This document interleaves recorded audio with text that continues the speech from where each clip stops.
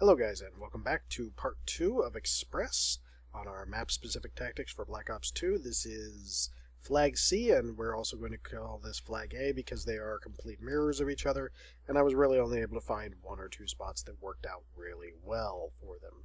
Now, our main problems here are that we have a sightline here, we have an entry point here, we have an entry point here, which both converge into this sightline. Then we have spawns back here, and we have an entry point / sightline here, entry point and sightline here. And, of course, the ever-so-obvious train track itself right here.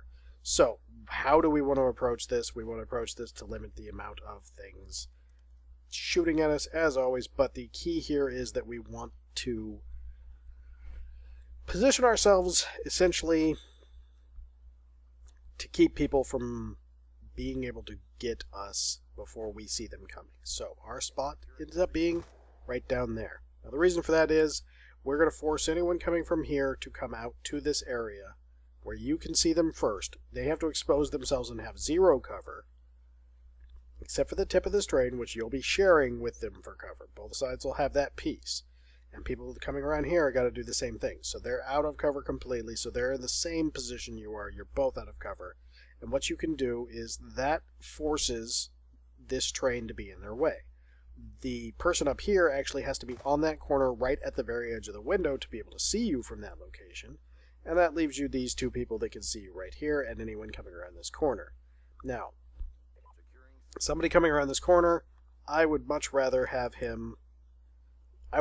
not be here and be able to be seen by a guy who is literally all the way back there. Look, that's almost half the map that he can see you from if you're standing right here on this side. So why would you stand here? This is not a good idea. Whereas if you're standing here, you're going to be able to get these two guys right here. And look, just back up a tiny bit. There it is. And I can, if I'm worried about this area because I know guys are coming either through the trains here or through this track, or if I'm worried about this area, again, I can use my mini-map. I can say, okay, maybe I have a bunch of blue arrows in this here, and maybe I don't have any blue arrows here. So, okay, now I need to worry a little bit about this. But I have no blue arrows here, and I have no blue arrows here on my mini-map. Well, then I know I need to worry about these two spots. But I can do that. I can sit there and go between these two spots, and you'll notice nobody past this point can see me. They have to clear this to see me.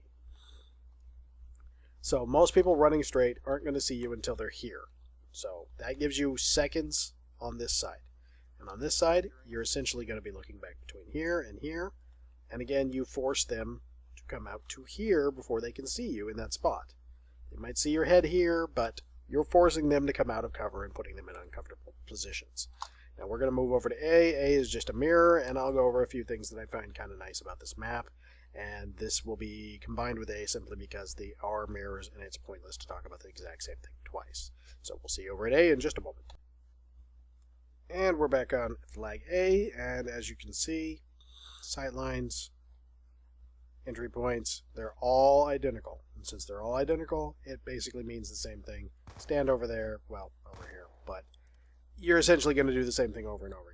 One of the reasons I like this map is very friendly towards all types of playstyles. If you want to be a sniper, you can get up in the obvious sniper spot, or you can hop up here, be on the train, take shots at guys coming in down here. If you crouch with a sniper rifle, you can actually get guys in there. Get guys coming in here. You can actually get the guy in the window over there. Now again, the map facilitates play of every style. You can rush and use submachine guns and shotguns and be back here. You can assault rifle back here. You can assault rifle in the main lane. You have these long tracks, which allow you for playing really good assault rifle games. You have LMG areas like this, where you could be and just pillar off this little safety barrier, which won't offer you any protection whatsoever with the bullet penetration, but it is there to keep you hidden. Essentially, this map lets you do every type of play you would want, and I think that's why it tends to get voted up a lot and why a lot of people enjoy it. It facilitates all types of play, and there are some interesting features, and the train itself makes a nice interesting feature. Also of note, an interesting little Easter egg is if you look at the movie posters in here, you will notice we have a movie poster for each map, or well, not every map, but all of the maps all the movie posters are kind of references to the maps, and they have some interesting little text there. I thought that was kind of cool. Figured I'd show that off to you for the end of the video. I thank you for watching. We'll be back with our next map very soon, and hopefully you learned something. Good luck out there, and have a great day, everyone.